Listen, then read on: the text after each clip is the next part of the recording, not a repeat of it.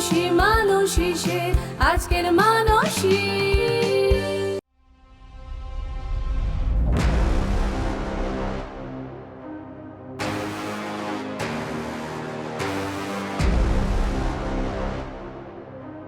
নমস্কার, আমি পায়েল, দেখছেন আজকের মানুষে। আমাদের মধ্যে এরকম অনেকেই আছে যাদের 50 ফুট কিংবা 60 ফুট উচ্চতা থেকে মাটির দিকে তাকালে ভয় লাগে, মাথা ঘুরে যায়, কিংবা 20-25টা সিঁড়ির ওপরে উঠতেই আর হয় না, মনে হয় যে আর পারবো না। কিন্তু আজ যার সাথে দেখা করব, 29,035 ফুট ওপর থেকে পৃথিবীর দিকে তাকিয়ে বলে, আমি পেরেছি, আমি উচ্চতা জয় করেছি। পাহাড়ের বুকে দাপিয়ে বেড়ানো সেই বঙ্গতরুণী আজ আমাদের মানুষে।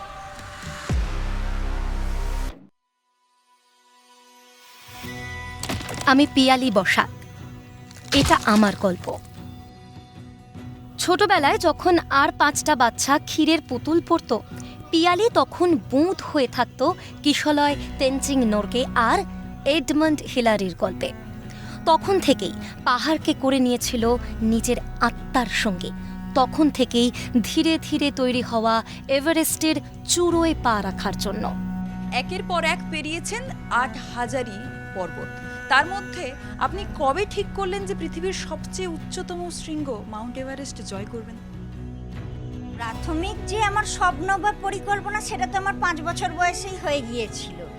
কিন্তু তারপরে আরও যে সেটার দিকে এগিয়ে গেলাম, সেটা হলো 2010 সালে ওই হিমালয়ান মাউন্টেনিং ইনস্টিটিউটে প্রি এভারেস্ট ট্রেনিংয়ে সিলেকশন পাওয়া এবং ওই কমপ্লিট করা ট্রেনিংটা। তখন আরও পুরোপুরি কনফিডেন্ট আমি 8,000 মিটার এবং এভারেস্টও করে ফেলতে পারবো।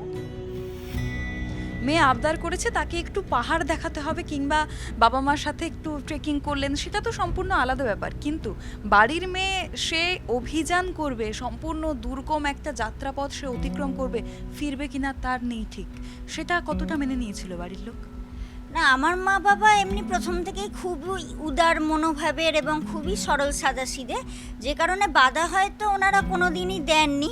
কিন্তু পর্বত অভিযানে শেখা বা অভিযানে গেলে যে বিপুল খরচা, সেটা মা বাবা বা আমি প্রথমে কেউই জানতাম না।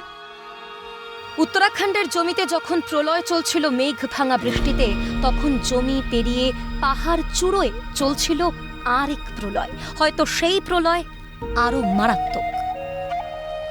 সেখানে তখন জীবন মৃত্যুর সঙ্গে লড়ছিলেন পিয়ালি। সে এক অবিস্মরণীয় ঘটনা। এরম কখনো হয়েছে যে আপনি কোনো অভিযানে গেছেন, কিন্তু সেখানে গিয়ে আপনার মনে হয়েছে যে হয়তো আর ফেরা হবে না, হয়তো আর বাড়ির চৌকাঠ মারানো হবে না? এরম কখনো কোনো অভিজ্ঞতা হয়েছে? আমার নিজের দিক থেকে, শারীরিক দিক থেকে আমি কনফিডেন্ট ছিলাম যে অন্তত পাহাড়ে গিয়ে অসুস্থ হয়ে পড়া বা এই ধরনের অ্যাক্সিডেন্ট কিছু আমার সাথে ঘটবার নেই। কিন্তু এবার যদি ওপর থেকে সবসময় পাথরের ধস নামতে থাকে, বরফের ধস নামতে থাকে, তুষার ঝড় ভয়ঙ্কর আকার ধারণ করে, সেইগুলো যদি কিছু, বা ওই যে ফাটল থাকে, ক্রিভার্স বলে, ফাটল ওপর থেকে দেখা যায় না, ওপরে হয়তো বরফ ঢাকা পড়ে আছে, নিচে ফাটল, পা দিলাম ঢুকে গেলাম, তো সেইগুলো তো এবার নিজের হাতে নেই। এমন কোনো স্মরণীয় ঘটনা যেটা আপনার নিজের সাথে ঘটলো, হয়তো শারীরিকভাবে নয়, আপনি শারীরিকভাবে কোনো প্রতিবন্ধকতা এলো না, কিন্তু এলো হচ্ছে পারিপার্শ্বিক, সেই দিক দিয়ে আপনি কখনো হার মেনেছেন বা মনে হয়েছে যে না আর হয়তো হবে না? 2013 সালে এবার ইন্ডিয়ান মাউন্টেনিয়ারিং ফাউন্ডেশন, যেটা আমাদের অ্যাপেক্স বডি, সেটাতে সারা দেশ থেকে 10 জন মেয়েকে সিলেক্ট করেছিল। আমরা গেলাম পশ্চিমবঙ্গ থেকে, আমি একা সিলেকশন পেয়েছিলাম। সেখানে তো একটা প্রথমত সবচেয়ে বড় যেটা প্রাকৃতিক দুর্যোগ তো ঘটলই। আপনারা সবাই জানেন যে উত্তরাখণ্ডে যে ক্লাউড বাস্টটা হয়েছিল, কেদারের মন্দির একটুর জন্য বেঁচে গেল। সেই সময় আমরা ভাগীরথী 2 এর 6,000 মিটার উচ্চতাতে ছিলাম, মানে হচ্ছে প্রায় 21,000 ফিট উচ্চতাতে ছিলাম। মানে বুঝতে পারছেন কতটা উঁচু। এবং সেখানে তো তুষার ঝড়, নিচে যখন বৃষ্টি হয়, ক্লাউড বাস্ট, মেঘ ভাঙা বৃষ্টি, ওপরে কিন্তু সেটা তুষার ঝড়, এবং এত জোরে তুষার ঝড় আমাদের মনে হচ্ছে যেন পাহাড় থেকে উড়িয়ে নিয়ে গিয়ে ফেলে দেবে। এবং আমরা তখন একটা খাড়াই পুরো পাথরের দেওয়াল বেয়ে উঠছিলাম, এবং ওখানে যেহেতু মাটি থাকে না, মাটিটা তো নিচে থাকে যেটা পাথরকে ধরে রাখে, ওপরে কিন্তু লুজ বোল্ডার হয়, কোনো মাটি থাকে না, যে কারণে বিশাল বড় বড় পাথর, যেমন ধরুন এক একটা ঘরের সমান 10-20 ফিট, আবার কোনোটা 50-100 ফিট, কোনোটা 4-5 তলা বাড়ির সমান পাথর, সেগুলো জাস্ট একটার ওপর একটা সাজানো, পুরো লুজ, সেগুলো নড়ছে। এইবারে আমরা তো সেইখান দিয়ে উঠছি, এবার সেখানটা এমন জায়গা কোনো দড়িও লাগানোর জায়গা নেই, আমরা যে নিজেদের সেফটির জন্য যে দড়ি লাগাতে লাগে, কারণ লুজ বোল্ডারের মধ্যে কোথায় দড়ি লাগাবো, কোথাও যখন সেই 2013-তে কেদারনাথে নিচে এরম প্রলয় চলছে, তখন ওপরে আপনার ওই খাড়া দেওয়ালে ঝুলে আছে। হ্যাঁ, আরো ভয়ঙ্কর প্রলয় ওপরে চলছে। হ্যাঁ, সেটা তো খবর কেউ পায় না। তো এইবারে আমরা দড়ি ছাড়া পুরো উঠছি, এবার এত জোর একটা তুষার ঝড়ের ধাক্কা একটা এসছে, এবার পিঠে আমাদের তো অনেক ভারী ব্যাগ থাকে, এবার ধাক্কাতে পেছনে হেলে গেছি, আর আমরা তো পা রাখার জায়গা পাই না, ওখানে শুধু পায়ের আঙুলটুকু দিয়ে দিয়ে উঠি পাহাড়ের খাঁজে, খাড়াই বড় পাথরের দেওয়ালে। এইবারে পুরো পেছনে হেলে গেছি, আর ভারী ব্যাগটাও তখন পেছনে টানছে, আর 1000 ফিট নিচে দেখছি গ্লেসিয়ারটা, মানে পুরো ডিসব্যালেন্স হয়ে গেছি। এবার তখন মৃত্যুর মুহূর্তে তো একটা আলাদা শরীরের সমস্ত শক্তি একটা চলে আসে, তখন সেই দিয়ে শুধু এবার আমি একটা বিশাল বড় পাথর দেখে এরকম পুরো হাত ছড়িয়ে পুরো বড় পাথরটাকে ধরতে গেছি, আমি জানি এত বড় পাথর আমার ওজন নিয়ে নেবে। ও বাবা, যেই বড় পাথরটাকে ধরেছি দেখছি ওটা মানে জাস্ট অ্যাকচুয়াল মানে নড়ে উঠেছে, দেখছি ওটা চলে এসছে, এবং ওর ওপরে ওপরে যে পাথরগুলো সাজানো পুরো চূড়া অবধি উঠে গেছে, সব দেখছি নড়ে উঠছে। সাথে সাথে তো আমি পাথরটা ছেড়ে দিয়েছি, নাহলে ওই নিয়ে পড়লে তো মানে আমিও পড়বো, সাথে ওই বড় বড় 5-6 তলা বাড়ি সমান পাথরের পুরো ধস আমার ওপর পড়বে। তো আমি পাথর ছেড়ে দিয়ে পুরো ব্যালেন্স, মানে পায়ের শুধু ওই আঙুলের ডগাগুলো টোয়ের ওপর, সেইটাতে মানে টিপে ওইটার ওপরে পুরো সমস্ত শরীরের জোর কাজে লাগিয়ে পুরো ব্যালেন্স করে নিজেকে সামলে নিলাম ওই খাড়াই পাথরের দেওয়ালে।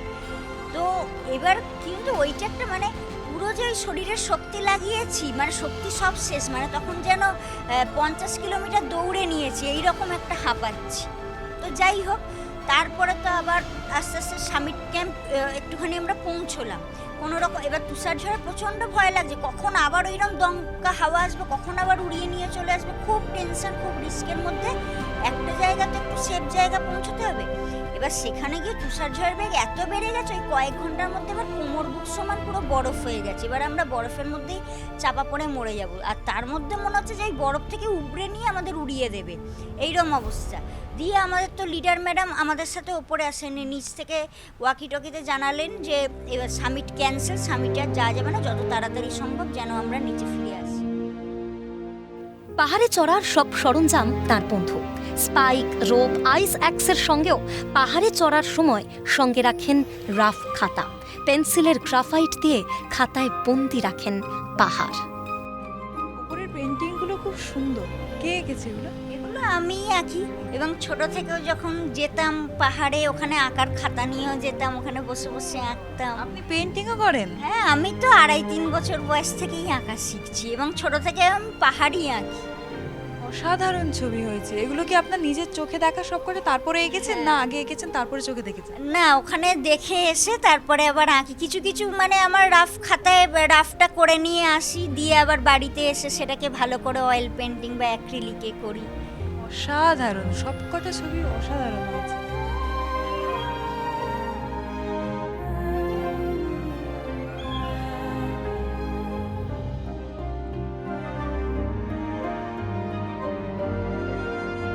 এগুলো হচ্ছে পাহাড়ের উপরে আপনার একমাত্র হাতিয়ার, তাই তো? হ্যাঁ। কি কোনটা কি যদি বলেন? এইটাকে তো বলে ক্র্যাম্পন, আচ্ছা, মানে এটা হচ্ছে মেনলি ফ্রন্ট পয়েন্ট, এই ফ্রন্ট পয়েন্ট দিয়েই উঠতে হয়, মানে এটা এরকম পায়ে জুতোর তলায় এটা লাগাতে হয়, আর এইটাই অ্যাডজাস্ট করা যায় জুতোর মাপ অনুযায়ী।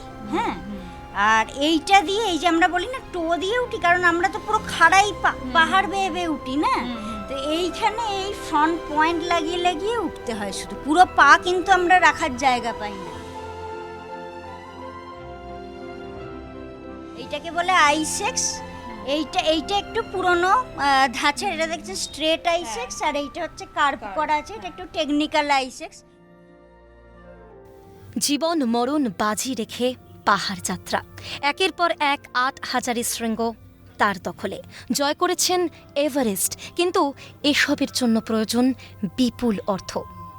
মুখ ফিরিয়েছে সরকার ধারের উপর ধার। এ যেন এভারেস্ট জয়ের থেকেও কঠিন সংগ্রাম। আর্থিক দিকটা আপনি সামলালেন কি করে, যেহেতু আপনি বললেন যে আপনার পরিবারে ততটা সচ্ছল অবস্থা ছিল না, এত লক্ষ টাকার সাহায্য আপনি পেলেন কোত্থেকে? হ্যাঁ, আমার ক্ষেত্রে তো ওটাই একটা সমস্যা, এবং অন্যান্য যেমন ক্রিকেট ফুটবল খেলার প্রচুর স্পন্সর বা হেল্পের ব্যবস্থা থাকে পর্বত আরোহণে, সেটা এখনও একদমই নেই। এবং আমার ক্ষেত্রে এই কারণে লোনও প্রচুর হয়ে আছে, এবং ক্রাউড ফান্ডিং করেই মানুষ প্রচুর পরিমাণে আমাকে সাহায্য করেছিল। আপনার কত লোন ইতিমধ্যে হয়ে রয়েছে? আমার তো মানে নেপালে 30 লক্ষ টাকা দেয়া বাকি, মানে প্রায় 70-75 লক্ষ টাকা মতো লোন। এই মুহূর্তে আপনার পর্বত আরোহণের জন্য প্রায় 80 লক্ষ টাকা লোন, এবং ব্যাংকে, সরকারি ব্যাংকে 20 লক্ষ টাকা আছে, এবং 30 লক্ষ টাকা নেপালে দেয়া বাকি আছে। এবং মানুষও কিছু প্রাইভেটভাবে আমাকে তারা ব্যক্তিগতভাবে লোন দিয়েছিলেন, তাদের টাকাটা ফেরত দিতে হবে, সেটাও প্রায় 15-20 লক্ষ টাকা মতো ওরকম আছে। কিন্তু বললেন যে ক্রাউড ফান্ডিং মোটামুটি হয়, তার সেদিক দিয়ে অন্যান্য গভর্নমেন্ট, অন্যান্য রাজ্যের সরকার যেভাবে সাহায্য করে কিংবা স্পন্সর করে, আমাদের ক্ষেত্রে আমাদের রাজ্যের কি সেটা আপনি পেয়েছেন? না, সেটা তো আমি এখনো পাইনি। আমি যে এভারেস্ট ক্লাইম্ব করলে যে 7.5 লক্ষ টাকা দেয়া হয় সরকারি নিয়ম অনুযায়ী আমার পাওনা, সেটাই তো আমি এখনো পাইনি। এবং আমার এই লোন থাকার জন্য লাস্ট যে আমি 23 সালে মাকালু এবং অন্নপূর্ণা সামিট করলাম, তার সার্টিফিকেটটাও তো এখনও নেপাল গভর্নমেন্ট থেকে এসে গেছে, কিন্তু এজেন্সির কাছে রয়েছে, যেহেতু তাদের কাছে আমার টাকাটা দেয়া এখনও বাকি রয়েছে। চড়াই উতরাইয়ে বাধা জীবন, অন্য অভিযাত্রীকে বাঁচাতে গিয়ে পড়তে হয়েছে মৃত্যুর মুখে। 22 ঘন্টা ঝুলেছিলেন খাড়া পর্বতের দেওয়ালে তুষার ঝড় উপেক্ষা করে। সেই সব গল্প জানতে হলে নজর রাখুন পিয়ালি বসাকের পরবর্তী এপিসোডে। মানুষই মানুষই সে আজকের মানসী।